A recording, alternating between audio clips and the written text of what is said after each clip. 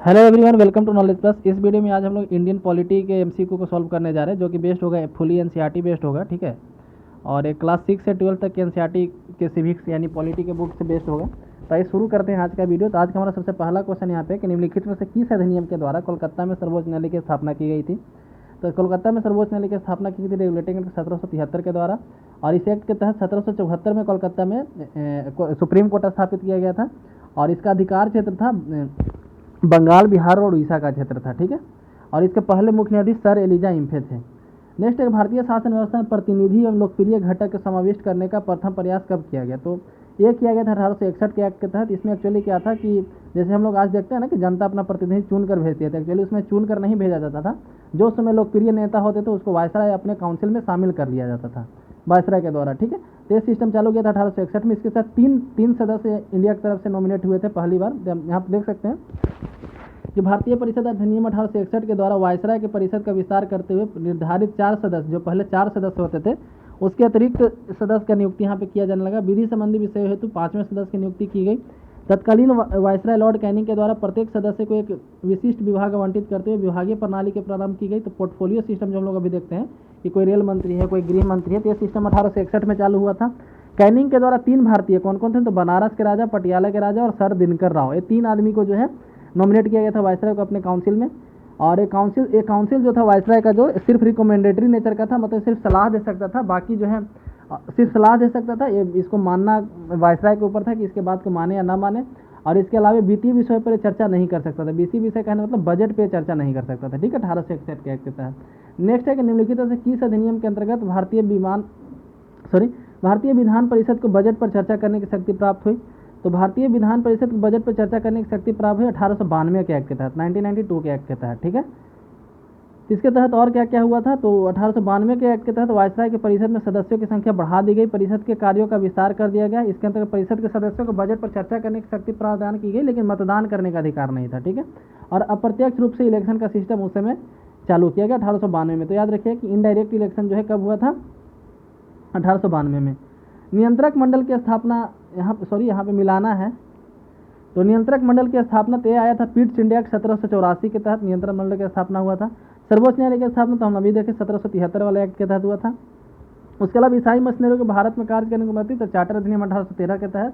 Governor general को परिषद में कानूनी नियुक्ति नहीं तो 1833 के तहत। ठीक है, तो यहाँ पे हो जाएगा ए का 2, बी का 1, 3, 4, तो बी इसका सही आंसर होगा। इसका सही आंसर हो जाएगा बी। तो एक्चुअली क्या था, 1813 वाले एक्ट में एक बात और लिखा गया था कि ईसाई मशीनरी भारत में आकर के अपना धर्म का प्रचार कर सकते हैं, और EIC को ईस्ट इंडिया कंपनी को 1 लाख रुपया खर्च शिक्षा पे एजुकेशन पे खर्च करने के लिए बोला गया था कि इंडियन लोग एजुकेशन पे आप 1 लाख रुपया खर्च कीजिए। उसी तरह से 1833 में अटॉर्नी जनरल का नियुक्ति किया गया था, जो हम लोग अभी महान्यायवादी देखते हैं, आर्टिकल 76 के तहत आता है महान्यायवादी का पोस्ट, जो हमारे संविधान में आर्टिकल 76 के तहत आता है। तो अटॉर्नी जनरल का नियुक्ति 1833 में ही किया गया था पहली बार। लॉर्ड मकाले को नियुक्त किया गया था पहली बार अटॉर्नी जनरल। तो आइए देखते हैं और इसके बारे में। तो रेगुलेटिंग एक्ट 1773 के द्वारा कोलकाता में सर्वोच्च न्यायालय की स्थापना की गई थी। पिट्स इंडिया एक्ट 1784 के द्वारा कंपनी के राजनीतिक एवं व्यापारिक क्रियाकलापों को अलग कर दिया गया तथा कंपनी के राजनीतिक क्रियाकलापों को नियंत्रण और पर्यवेक्षण हेतु 6 सदस्यीय नियंत्रक मंडल की स्थापना की गई। उसके अलावा चार्टर अधिनियम 1833 के तहत ईसाई मसीह को भारत धर्म प्रचार की अनुमति दी गई और शिक्षा के प्रति 1 लाख रुपये खर्च करने का बताया गया। चार्टर अधिनियम 1833 के तहत बंगाल के गवर्नर जनरल को, बंगाल के जो गवर्नर जनरल थे उसको इंडिया के गवर्नर जनरल बना दिया गया। सबसे बड़ा इंप्रूवमेंट यहाँ पे हुआ एक।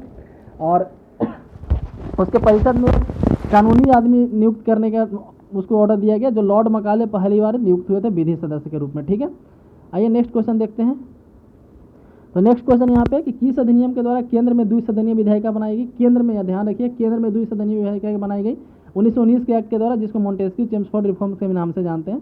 तो 1919 के एक्ट के द्वारा केंद्र में द्विसदनीय व्यवस्था बनाई गई, जिसको अभी हम लोग लोकसभा और राज्यसभा देखते हैं। बाइकैमरलिज्म केंद्र में लाया गया, और इसके तहत राज्य में जो है डायरकी को भी लाया गया था। ठीक है, तो आप देख सकते हैं कि भारत संविधान 19 के अंतर्गत द्विसदनीय व्यवस्था बनाई गई। प्रत्यक्ष निर्वाचन प्रणाली, मतलब पहली बार डायरेक्ट इलेक्शन हुआ था। इनडायरेक्ट इलेक्शन कब हुआ था, तो 1892 के एक्ट के तहत हुआ था। डायरेक्ट इलेक्शन कब हुआ, तो 1919 के एक्ट के तहत हुआ। लेकिन डायरेक्ट इलेक्शन में यहाँ पे हर किसी को वोटिंग राइट नहीं था आज की तरह। जो लेडीज़ को वोटिंग राइट नहीं था, और जो मतलब कि जो लोग टैक्स नहीं देते थे जेंट्स में, उनको वोटिंग राइट नहीं था। ठीक है, डायरकी किया गया, डायरकी स्थापित किया गया प्रांतों में यानी कि स्टेट में। और इसके तहत लोकसभा आयोग की स्थापना किया गया। लोकसभा आयोग जो हम लोग यूपीएससी भी देखते हैं। और उसके बाद महालेखा परीक्षक का नियुक्ति किया गया, और इसको मोंटेस्क्यू चेम्सफोर्ड रिफॉर्म के नाम से भी जानते हैं। नेक्स्ट है कि निम्नलिखित में से किस अधिनियम के फलस्वरूप बर्मा को भारत से पृथक किया गया। तो बर्मा को भारत किया गया था 1935 के एक्ट के तहत। तो 1935 के एक्ट के तहत बर्मा को भारत से अलग किया गया था और यहाँ पे उड़ीसा और सिंध दो अलग स्टेट बनाए गए थे। सिंध अभी पाकिस्तान में चला गया है।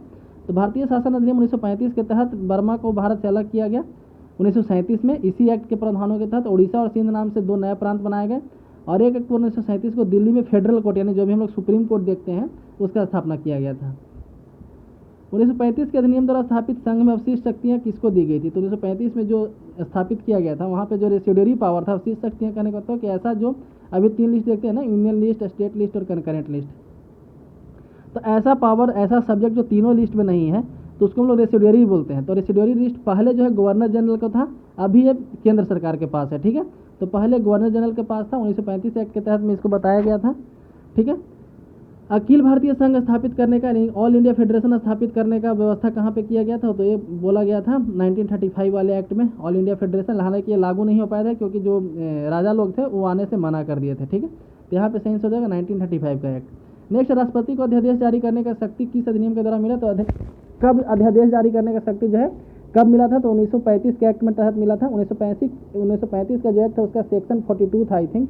ठीक है, सेक्शन 42 के तहत 1935 के एक्ट में अध्यादेश जारी करने का पावर दिया गया था। हालांकि अभी जो है आर्टिकल 1, 2, 3 के अंदर अभी आता है हमारे संविधान में, अभी आर्टिकल 123 के अंतर्गत आता है। ठीक है, तो बी इसका सही आंसर होगा। तो भारतीय संविधान राष्ट्रपति का अध्यादेश करने का, निर्गत करने का मतलब धारा 42 हम अभी बोले सेक्शन 42 और अनुच्छेद 123 अभी आता है। ठीक है, पहले धारा 42 था इंडियन गवर्नमेंट एक्ट 1935। भारत की संघात्मक व्यवस्था निम्नलिखित से किस देश से ली गई है। तो संघात्मक व्यवस्था यानी कि कनाडा से ली गई है। यदि रहेगा संसदीय व्यवस्था तो यूके या फिर ब्रिटेन जो भी वहाँ पे रहेगा उसके हिसाब से लिखेंगे। तो भारत का संघात्मक व्यवस्था जो कनाडा से संविधान से लिया गया है। एक्चुअली संघात्मक व्यवस्था कनाडा और इंडिया में कैसे सिमिलर है।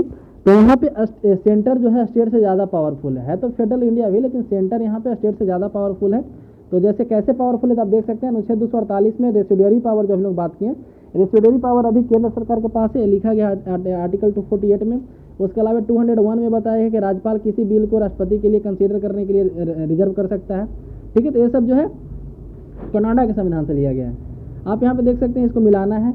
भारत के नीति निर्देशक तत्व, तो राज्य के नीति निर्देशक तत्व जो है लिए गए आयरलैंड से, मूल अधिकार लिए गए अमेरिका से, समवर्ती सूची ऑस्ट्रेलिया से। इसके अलावा और क्या है, तो भारत राज्यों का संघ तथा संघ में अधिक शक्ति ते लिया गया है कनाडा से। ठीक है, तो इसका सही आंसर होगा, आप मिला लीजिएगा। भारतीय संसदीय प्रणाली ब्रिटिश प्रणाली से किस प्रकार भिन्न है। तो भारत का संसदीय प्रणाली पार्लियामेंट्री सिस्टम जो है ब्रिटेन के पार्लियामेंट्री सिस्टम से डिफरेंट है। किस तरीके से, तो वहाँ पे जुडिशियल रिव्यू नहीं होता है। याद रखिए, ब्रिटेन में संसद जो बोल दिया उसको रोकने वाला कोई नहीं है, वहाँ पे जुडिशियल रिव्यू नहीं होता है। इंडिया में जुडिशियल रिव्यू होता है। जुडिशियल रिव्यू का सिस्टम हमारे यहाँ अमेरिका से लिया गया और आर्टिकल 13 के तहत आता है, आर्टिकल 13 के तहत जुडिशियल रिव्यू आता है। तो देख सकते हैं ब्रिटेन संसदीय प्रणाली में संसद सर्वोच्च तथा प्रभुत्व संपन्न है। वहाँ रिटन कॉन्स्टिट्यूशन नहीं है, इंडिया में रिटन कॉन्स्टिट्यूशन है, वहाँ पे जुडिशियल रिव्यू नहीं है। इंडिया में जुडिशियल रिव्यू आर्टिकल 13 के तहत आता है और अमेरिका के संविधान से लिया गया है। निम्नलिखित में कौन सा कथन सत्य है। तो देखना है कौन सा कथन सत्य है। तो संयुक्त राज्य अमेरिका में सरकार की संघीय प्रणाली है। तो हाँ, बिल्कुल संघीय प्रणाली है। तो पहला स्टेटमेंट यहाँ पे सही हो गया। ठीक है, तो इसका सही आंसर रहेगा ए। नेक्स्ट देखते हैं, भारतीय संविधान में निहित मौलिक अधिकार की अवधारणा किस देश के संविधान से ली गई है। तो अमेरिका से लिया गया। वहाँ पे इसको बिल ऑफ राइट बोला जाता है। ठीक है, वहाँ पे इसको बिल ऑफ राइट बोला जाता है, यहाँ पे इसको फंडामेंटल राइट बोला जाता है। आर्टिकल 12 से 35 के तहत आता है इंडिया में फंडामेंटल राइट। ठीक है, पार्ट 3 में आता है, अमेरिका से लिया गया है।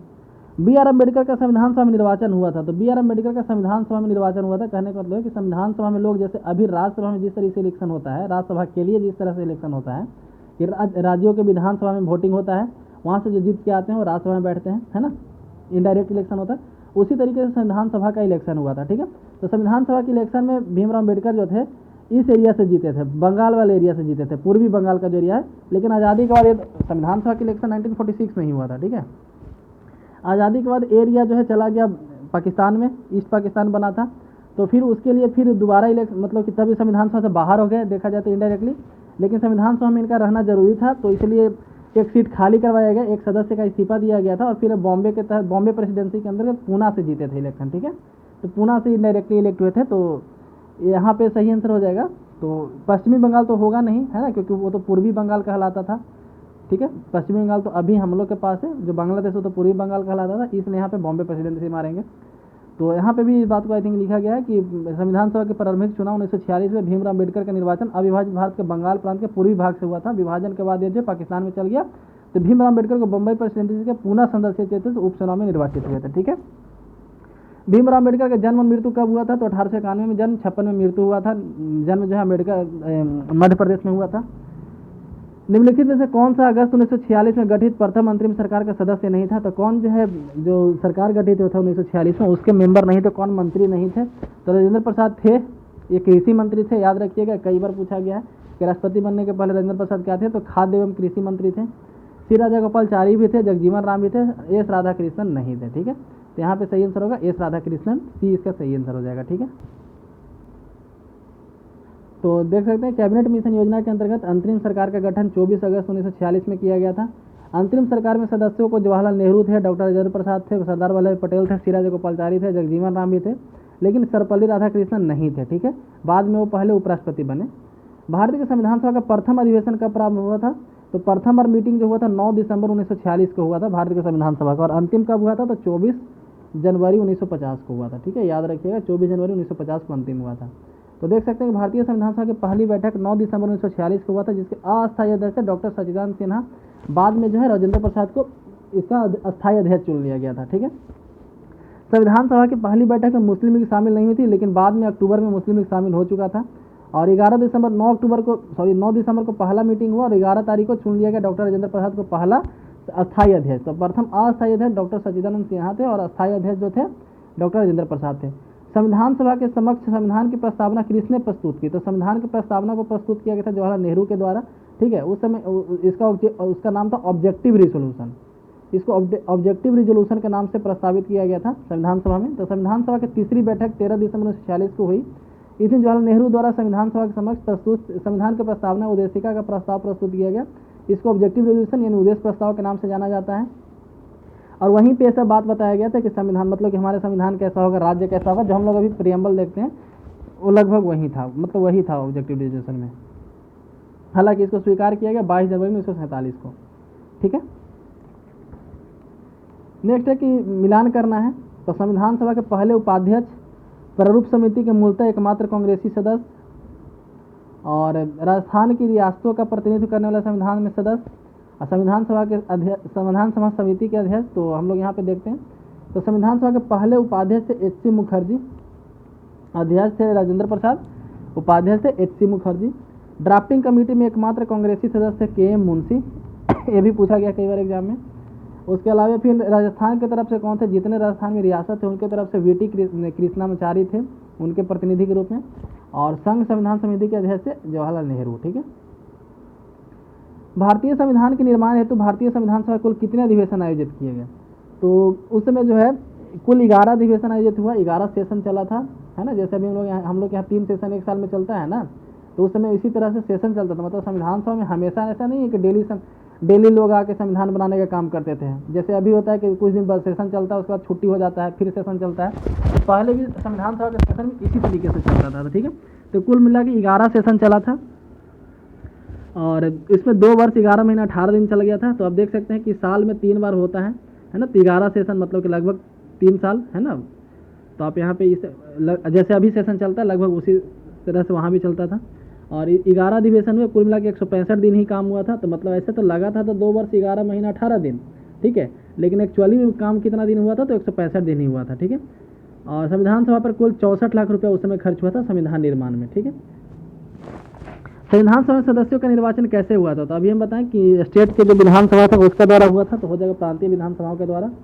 जैसे अभी राज्यसभा का इलेक्शन होता है ना, उसी तरीके से हुआ था। और 10 लाख की जनसंख्या पर एक प्रतिनिधि संविधान सभा में चुने गए थे। ठीक है,